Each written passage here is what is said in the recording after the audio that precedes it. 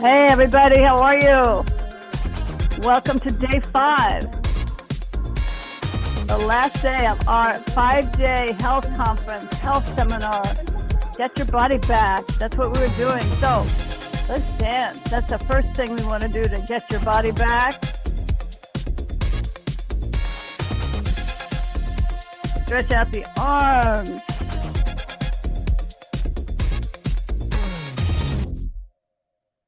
All right.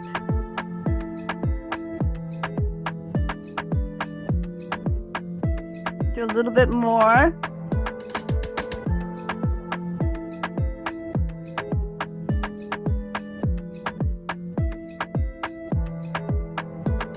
And let's twist and roll your shoulders. Add the arms. And reverse.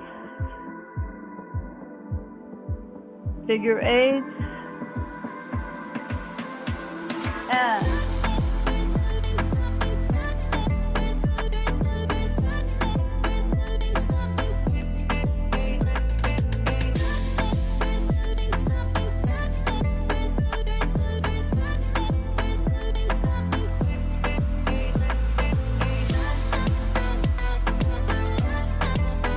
let your body go.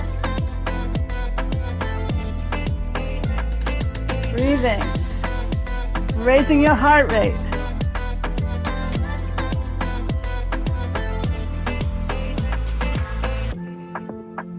All right.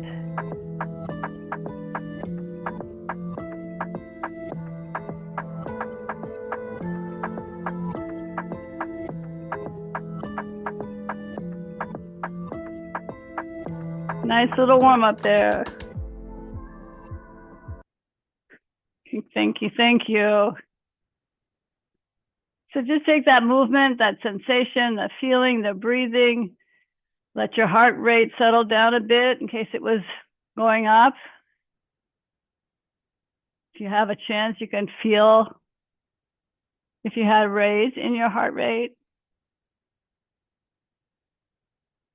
And then just take gentle movements. Feel your heart rate slowing down. Good, and then you might take a moment just to twist your body around side to side, over your head.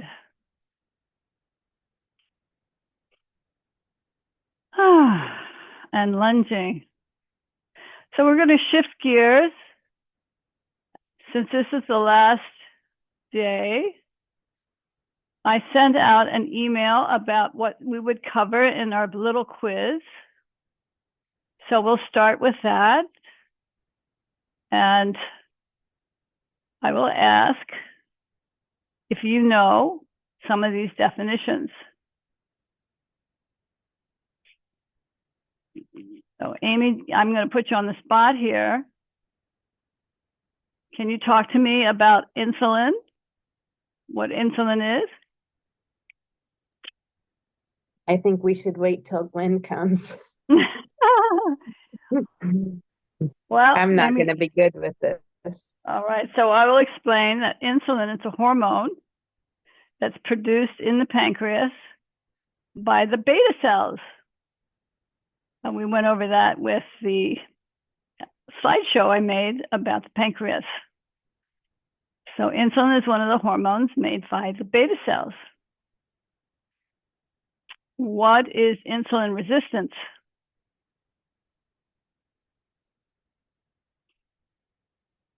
I know these things conceptually, I just can't verbalize it. Okay, so you remember that if you have insulin resistance, it means you're resistant to insulin. So that means you're not shuttling your sugar molecules into the cells because your body's resistant to the effects of insulin. Usually that comes as a result of having too much sugar. So your insulin gets overwhelmed, your receptors can't open up anymore to the insulin coming into the receptor, opening the membrane.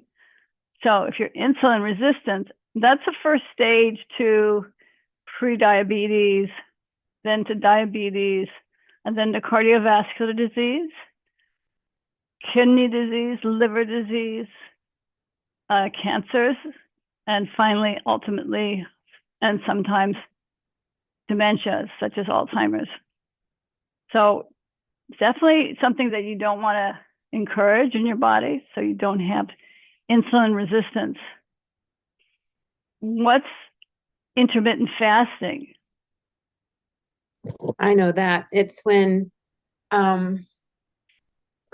you designate a period of time not to eat in order to promote autophagy. And what is autophagy? That's a great word. How do you spell that word? You know? AUTOGRAPHY.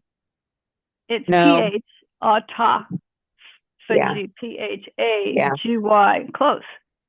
Yeah. Autophagy. That's very close. And what is autophagy? Is that the renewal of your cells, the dying off and the creation of new good cells, something like that? Yeah, it's actually cleaning the cells, the cleaning of the cells that are metabolites and the result of metabolic processes. Your body has time to clean that out. So when you eat a lot and you have snacks, it keeps your insulin coming up and down, and you don't really have time for autophagy to occur. What is your schedule of eating, Amy? Because I know you're doing that. I hold off eating. It kind of varies until whether it's maybe 10:30-ish in the morning, and then I try to stop by 2 or 3 in the afternoon. Wow, 10:30 Because to 2, that's a short window. or 3, because when I eat at 4 or after, then it's hard for me to stop eating.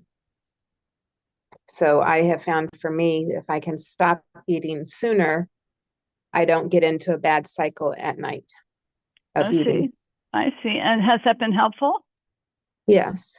I'm feeling more clear-headed, more focused, a little bit more energy. And it actually helps my sleep because I'm then physically tired because I don't have the energy of fuel, the food. And it helps me to sleep and kind of stay sleeping because I'm still tired, in the morning because I don't have that fuel. So it's been helpful to me. Okay, good. So in a more traditional setting, so to speak, not really traditional to do intermittent fasting, but your window would be 8 hours. So you maybe have your first meal at 11, and then you'd finish 8 hours later. So that would be like 7 o'clock. And then you wouldn't have anything after that. If you go to bed at 10, that means you don't eat for 3 hours after you finish. Well, let's say you finish at 7:30, so you go to sleep at 10:30. That gives you a 3-hour window to digest your food. So it takes about 4 hours to digest your protein, but at least your stomach won't be full. You don't want to have a full stomach and go to sleep on that. That makes it hard to break down the food. So it's a good idea. I think it's very helpful. It's not just a matter of what to do to lose weight, although intermittent fasting can help you lose weight.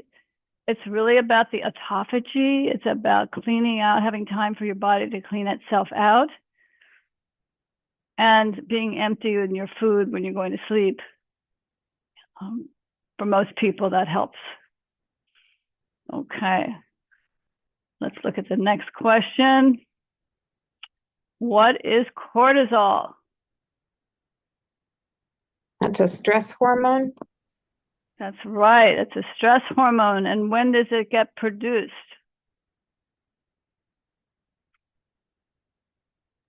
When you're stressed. Exactly. Exactly. So cortisol is probably the mastermind of blood sugar, because it's cortisol that causes the body to raise its blood sugar level. So when you're stressed, you need to be able to fight or fly. And to be able to fight or fly, You need blood sugar to be there. So you need sugar so you can burn that for fuel. But some people feel that insulin itself isn't the issue. It's cortisol that's the issue. So in your own work on yourself, take time to relax, breathe, let go of your trauma, your struggles, all the worries. Give yourself time every day. So you give yourself positive affirmations. Like, oh, it's such a beautiful day. No matter if it's raining, whatever. Oh, it's such a beautiful day. I really love the way this rain is coming down. It's like icicles or whatever you can think of. It's just to lift your spirit.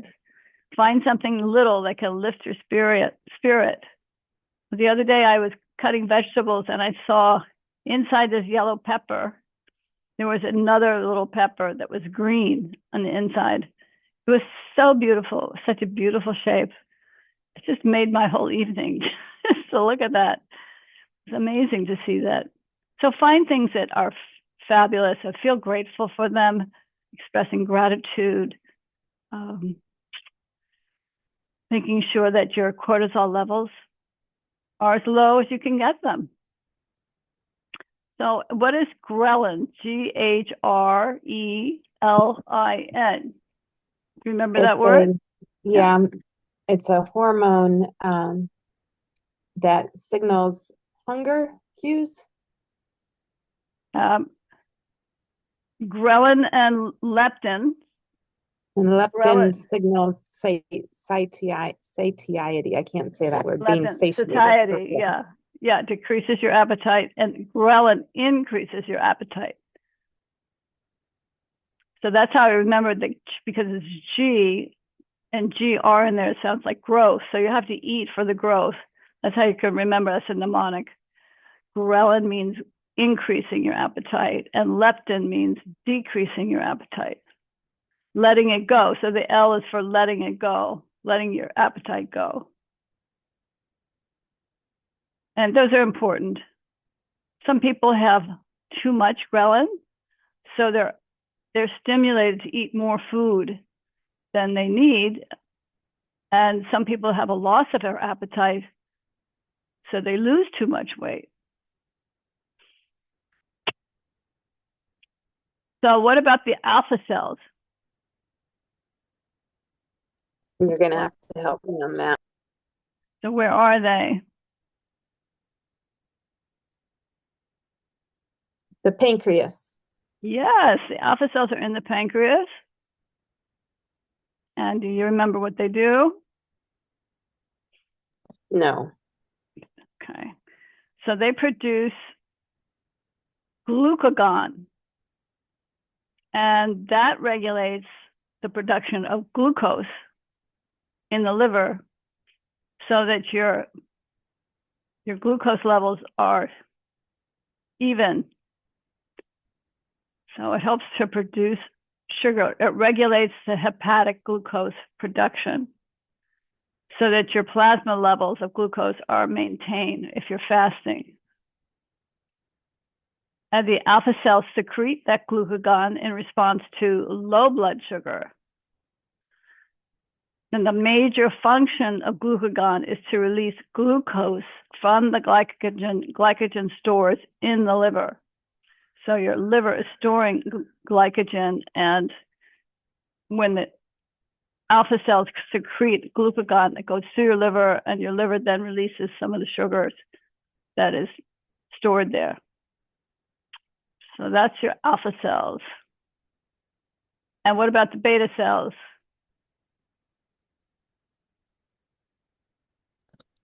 Can I phone a friend?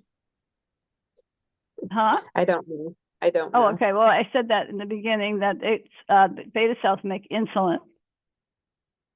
And they're found in the pancreas within these clusters that are called islets. And the islets of Langerhans are where those cells are. So in type 1 diabetes, the body's immune system destroys the beta cells. So that's unfortunate. So, but if you'd use a fasting mimicking diet, it can promote the regeneration of insulin producing beta cells. So reprogramming your pancreatic beta cells to restore insulin production has been proposed as a potential therapeutic strategy for type 1 and type 2. So that's good to know, that you can actually help with your pancreas to produce these hormones, the insulin. Okay, so I think we've been through most everything, and we can now go on to recipes. This is the fun part, looking at our recipes. And you have any favorite recipes on hand? Because I know I have some. I brought some recipes on hand. I just, one thing that I think you and I talked about it was, for a while, I wasn't eating whole flax seeds. I wanted to make sure to grind them because I know maybe that helps with absorption. But what I've been doing lately, what's kind of soothing to me, I like thick drinks that I can kind of chew. And so I'll take like a hot tea and I'll pour it over the whole flax seeds and I'll let it set a bit. And then that softens the flax seeds. And so I can kind of chew that. And to me, it's soothing, whether it's kind of first thing in the morning or at night. And I know the flax seeds help us with our omega-3s. So that's been something new I've been doing. And so if you really decrease the fluid, the tea, and maybe put some collagen powder in there, it can kind of make almost like a warm pudding. So that's been kind of comforting to me. That's nice. That's nice. I like that recipe. I like using the chia seeds, putting water in that, shaking it up, letting it sit overnight because it gets nice and thick. And then sometimes I can pour some of that for breakfast cereal, the chia seeds. I could put some pumpkin seeds in there it's like a really thick mixture, depending on the water, how much water I put in. And then I pour in a little cream. It makes a delicious pudding for breakfast. And if I need to have the sweetener, which I don't normally need, but if I need that, I now can use the allulose. So the allulose is a sweetener, but it just doesn't get converted into sugar that raises your blood sugar. And we've talked about the importance of allulose. In fact, it actually lowers your glucose level. So what you can read about, or you can hear about on the YouTube video called The Science of Allulose. I think that's sponsored by a company called Metabolic Health. But if you look up allulose, you'll find the science of allulose as one of the YouTube videos to explain what it is. And there's studies that are going on with it. So I want to show you my recipe, the creamy keto coq au vin. And now this recipe comes from the Keto Mojo website. So let's go to the Keto Mojo website. And they have some terrific recipes in there. Have you gone there, Amy, at all? I don't know that I have recently. Okay. So here we are. Let's see if we can't find recipes.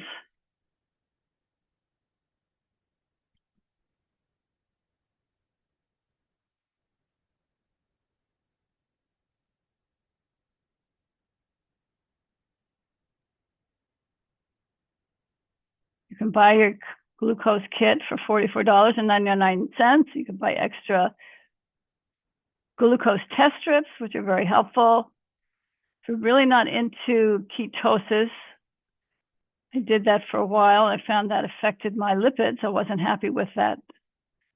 So I shifted to more of a Mediterranean approach and just have lots and lots of vegetables with every meal. Sometimes I just have a salad for breakfast. I put some peppers in it, raw peppers, red peppers, yellow peppers.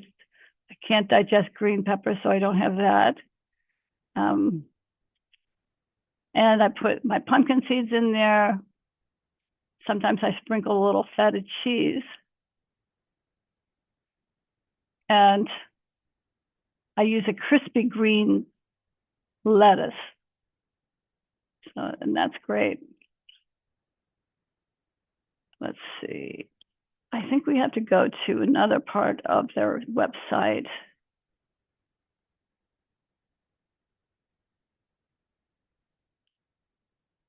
Yeah. This is what I used at Thanksgiving. This looks delicious. Green beans wrapped in bacon. So you don't have to have anything you don't like. This is called garlic maple bacon wraps. I could not have maple sugar, so I wouldn't have that. You don't have to have the maple sugar, but that's a possibility. And there's a recipe here on it for it. Let's see what else they have. Let me see. The keto food. Here we go. So you can find out a lot of information about the difference between keto, Atkins, paleo, and Whole30 if you get onto the website, which is ketomojo.com/food. And you can also go to other recipes. I don't know if I would want to eat some of them, but let's look at something. Here's the keto chicken verde. That looks good. So we put avocado with chicken. It's braised, partnered with a rich, bright green chili kiss sauce. This takes 30 minutes in the Instant Pot. Do you have an Instant Pot? No. I don't have an Instant Pot either. This one calls for cilantro. You slice up 2 avocados, get 6 tablespoons of sour cream, have 1.5 pounds of skinless chicken thighs, 3/4 of a pound of tomatillos, discarding the husks, 2 jalapeno chilies, roughly chopped, stems discarded, and 2 tablespoons of diced shallot. Don't forget you have 4 ounces of hot diced green chili peppers, preferably Hatch brand, 1.5 teaspoons of ground cumin, 1 teaspoon of dried oregano, 2 teaspoons of salt, ground pepper, cilantro leaves, loosely packed. If you like cilantro, I do not like cilantro, so cilantro is not on my list. And I read the rest, avocados and sour cream. So that's delicious. And I'm looking for more of my recipe that I got from here, which is I don't see a search bar, so I can't find that directly for you. Keto coco vin. Just go to keto coco vin. Okay, this comes from, remember, this is the other website. All day I dream about food. So I'm going to jump to, here's what it looks like. Keto coco vin. So I will jump to the recipe in case you're interested.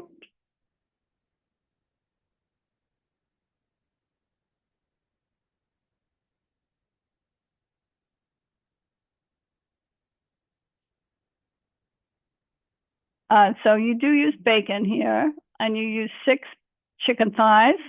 I use chicken breast, salt and pepper, 6 ounces of mushrooms quartered or sliced, 1/4 cup of chopped onion, 2 cloves of garlic, minced, 1 cup of dry red wine, 1/4 cup of chicken broth, a tablespoon of tomato paste, 2 sprigs of thyme, 1 small zucchini cut lengthwise and slices a 1/2 inch thick,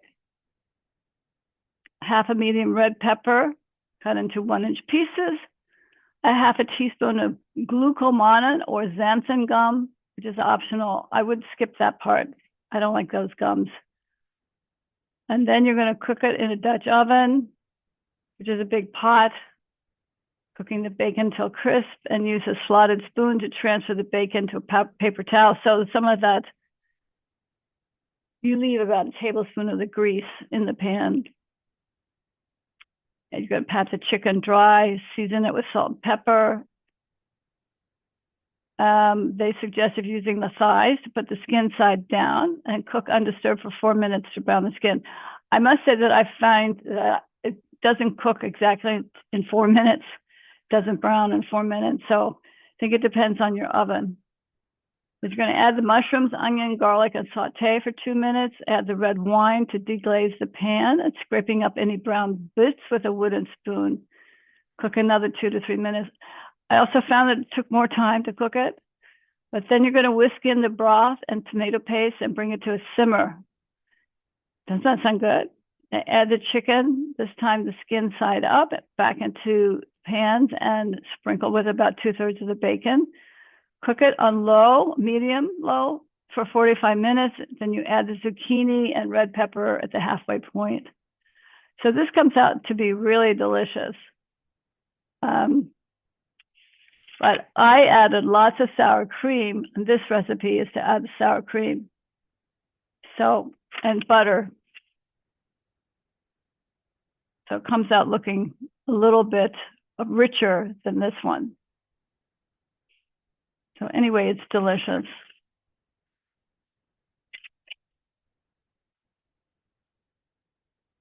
Now I make a delicious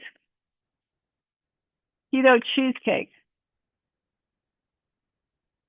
If you like cheesecake, my husband loves a cheesecake. So you can try that. Let me see if I can find it here.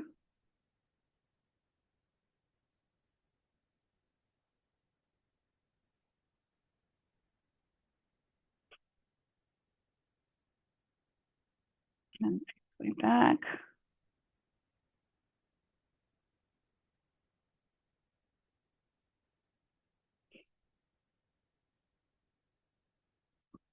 The recipes.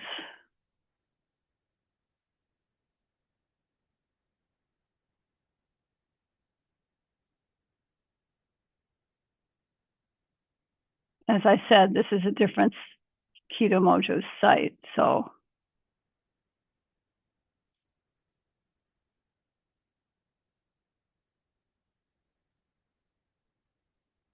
here's creamy cocoa bean. This is what I eat.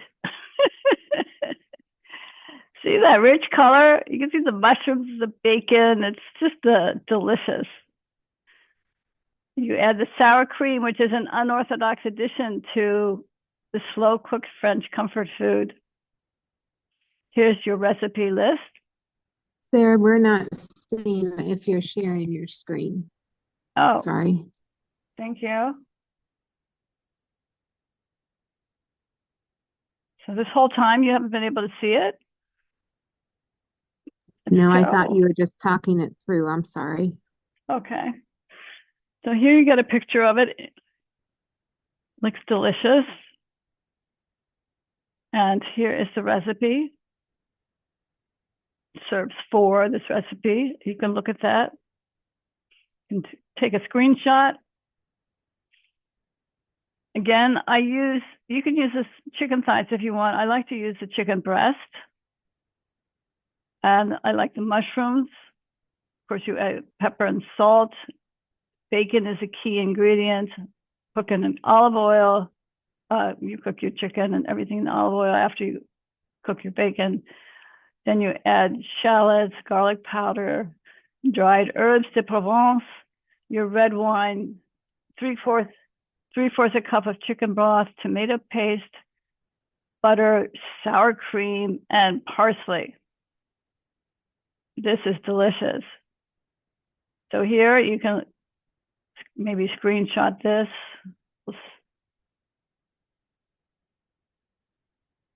You're going to line a plate with a paper towel and you put your bacon on that paper towel. And then you're going to season the chicken with the salt and pepper, put it in the pot, cook it until it's golden on each side, about 3 minutes. And then you're going to reduce the heat to medium and stir in the mushrooms, shallots, garlic powder, and herbs de Provence. And cook until the mushrooms are tender and the shallots are golden, about 4 minutes.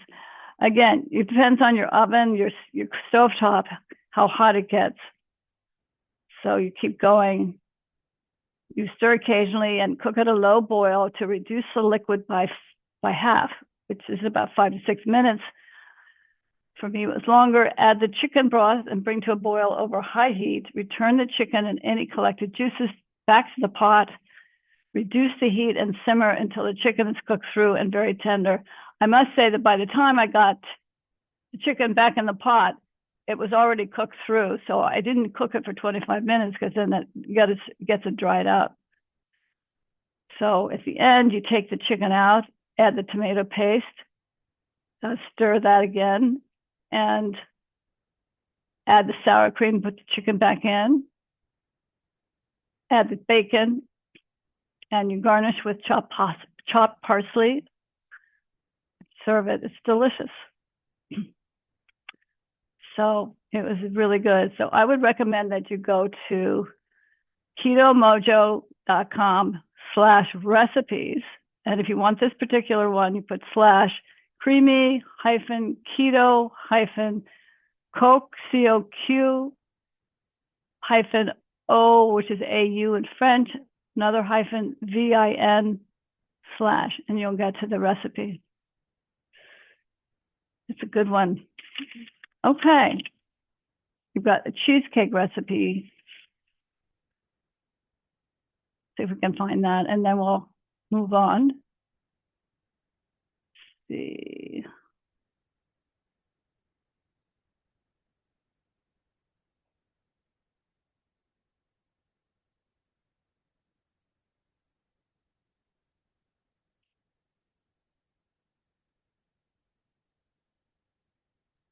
Oh, they didn't get to that.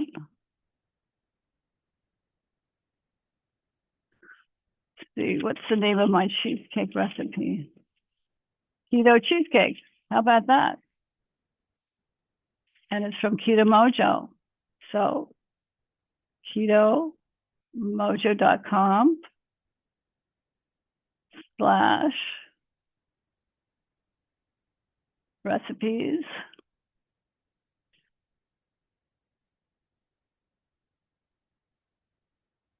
I'll just put in cheesecake.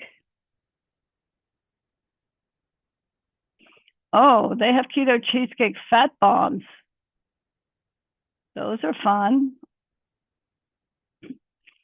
So let's do that recipe. I haven't done that one. You take cream cheese at room temperature, butter at room temperature, and instead of using a powdered erythritol-based sweetener like Swerve, you could use that. You could also use the allulose, which is a beneficial sweetener. It doesn't raise your blood sugar.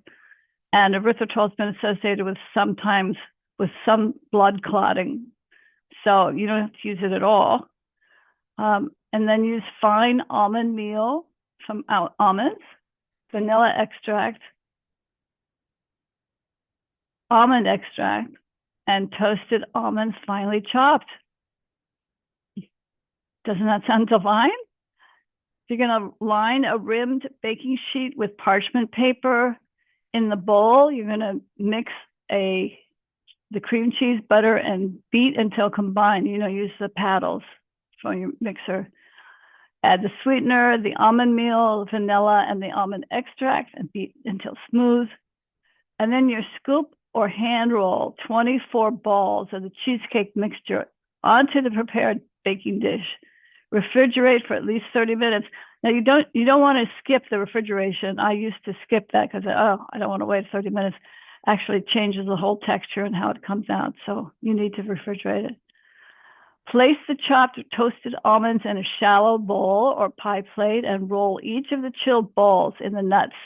To coat, roll it in the palms of your hands to reshape it into a ball, and then roll in the nuts again and return it to the prepared baking sheet. And refrigerate the fat bombs for 30 minutes to set. Keep refrigerated until use. So basically, you don't really have to cook it. You just combine the ingredients and put it back in the refrigerator, and they come out looking divine. Yum. Are you getting hot from, or hungry, or you feel like going to the refrigerator? Okay, or maybe you're fasting and it's not time to eat.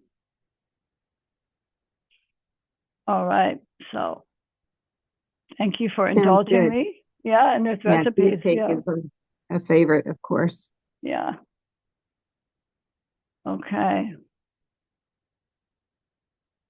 So we will go back to stopping the share. Now, I thought I'd talk about vitamins. And maybe you have special vitamins that you would like to talk about, Amy? Or shall I just go into my bag? Yeah, why don't you start it out and I might pipe in. Okay. I'm going to turn on this light so you can see this. And I think we're going to move my plant.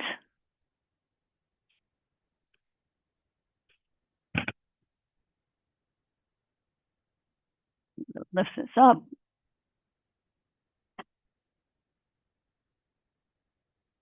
So I'm just going to go through it one by one. I have essential enzymes, the very first thing I put in my mouth before I eat, so that I can break down the food that I have in my stomach before it goes in.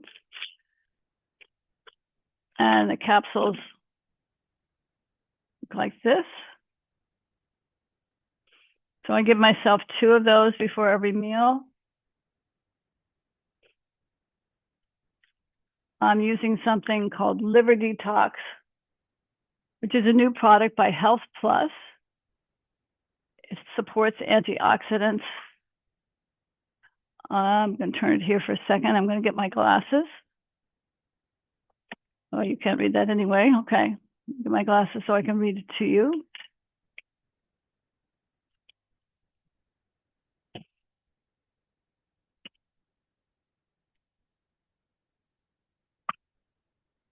Okay. The Liver Detox. It has milk thistle, N-acetyl cysteine, NAC, alpha lipoic acid, beetroot powder, which gets converted to nitric oxide, black radish root powder, artichoke leaf extract, dandelion and turmeric, and inositol, and astaxanthin. It's got 1,110 micrograms of astaxanthin. So that's a good product. I take berberine for blood sugar balance. It's very important herb. Pregnenolone, which is a hormone. It gets converted to other hormones in the body. There's magnesium by Pure Encapsulations. That's magnesium glycinate. Here's a calcium that I take by Bone Up, called Bone Up, and it's made by Jarrow. This has vitamin C, vitamin D, calcium, and in a microcrystalline hydroxyapatite form, which is supposed to be much more bioavailable than other types of calcium. It has magnesium, zinc, copper, manganese, potassium, just 33 milligrams of potassium, vitamin K2 in the natural form of MK7, which is menaquinone 7. It's only 15 micrograms of that, and a little boron, 1 milligram of boron. I like this formula. It's a great formula. Sarah, that was for your calcium? Yes. Okay. Yeah. Now here's something called Blood Flow Max, which is a new one for me to help with the flowing of the blood through the body.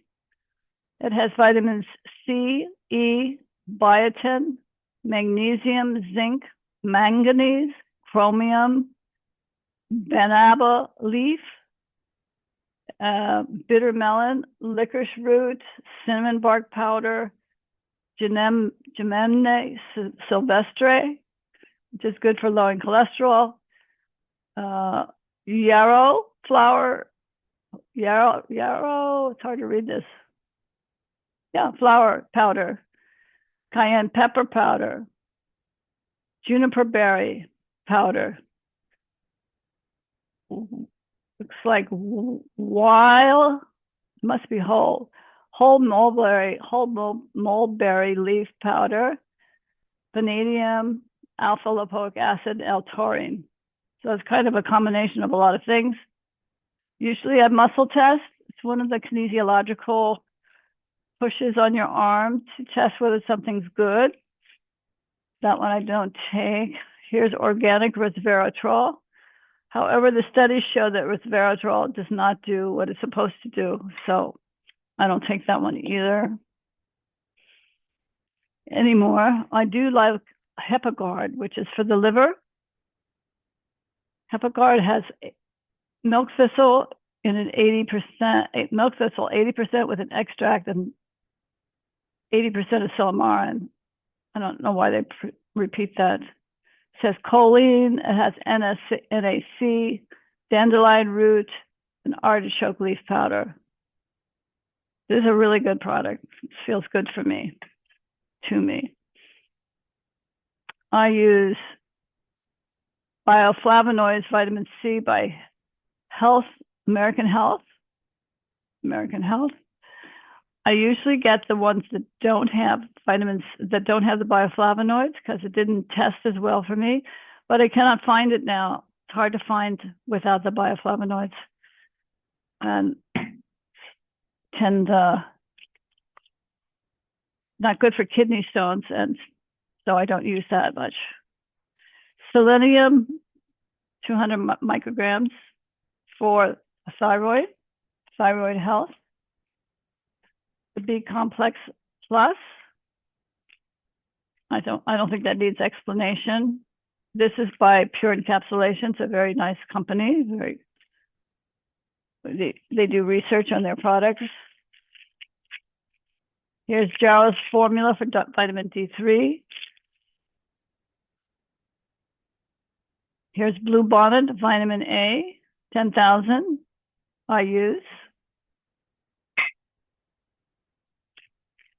Here's Life Extension Super K for circulation and making sure that the plaque is not formed in your blood vessels. It doesn't stick to your blood vessels. Calcium is not sticking to your blood vessels. Don't take this one anymore. Here's potassium gluconate. Although if you're short on potassium,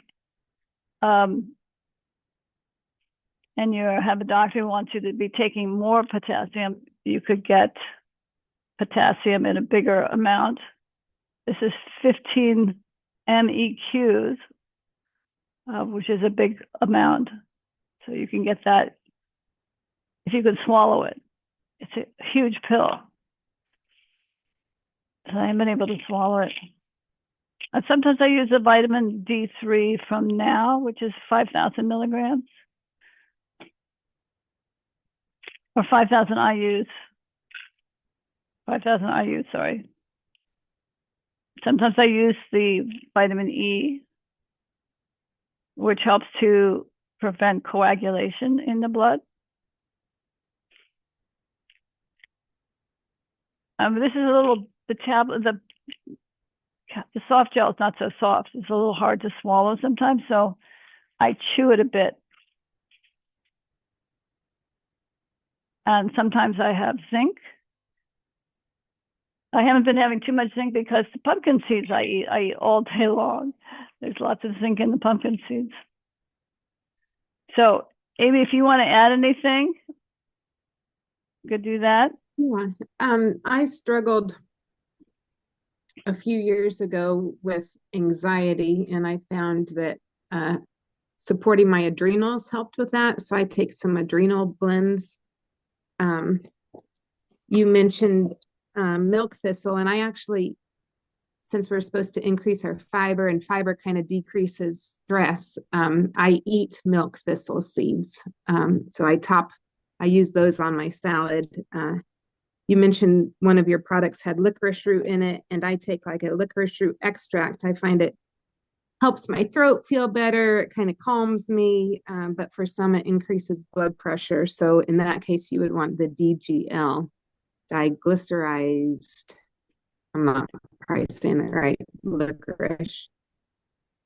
And then taurine, TAURINE, helps to kind of calm my brain, as well as I just saw INE. It's an amino acid, I think. But I just saw which one? Study. Which amino acid? Well, taurine is taurine, and then the next one, yeah, when the next one you just said.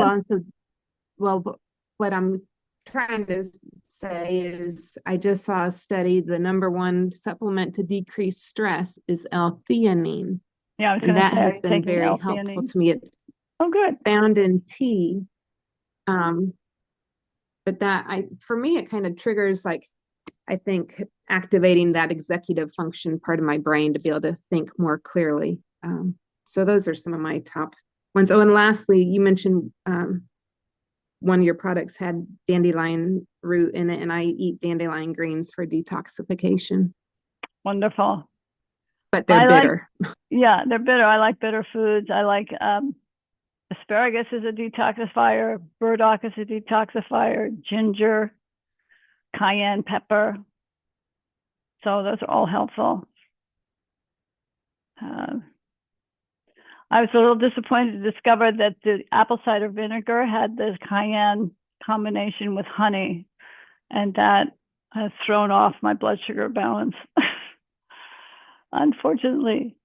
So that's great. Thank you for that. We're going to go on to the spinning game, which I love.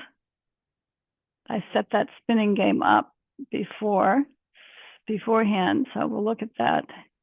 Here we go.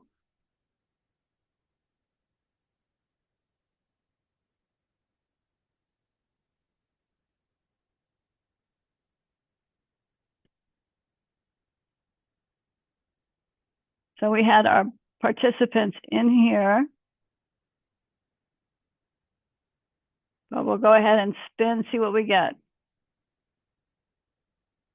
I like the center being that avocado half. That's cute. I know you take avocados and eat them with a spoon when you have an appointment or something. That's smart. Yes, yes. All right, Helene, you got a prize. So we'll let her know. I think what I'm going to do is just continue to spin, because it's always fun to see that thing go round and round.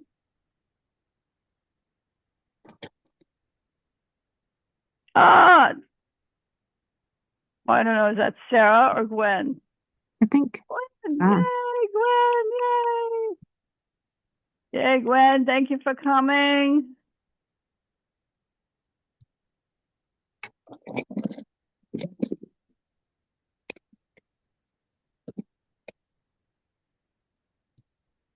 And there we have moi. Yay. I'm very happy to have that acknowledgement.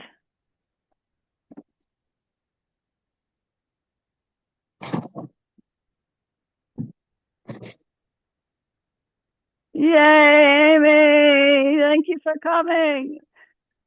Thanks for doing this, Sarah. It's been great. It's been great. So we're going to close with that much. It was great to have you, and thank you for coming. Thank you to everyone who was here, wasn't able to come today. Your presence was felt nonetheless. And it was great to have you. I hope you learned a lot. And we'll see you next time. Thank you Send so you a much. big hug. Thank you. Thanks for Always coming. nice being with you. Oh, it's nice to be with you too.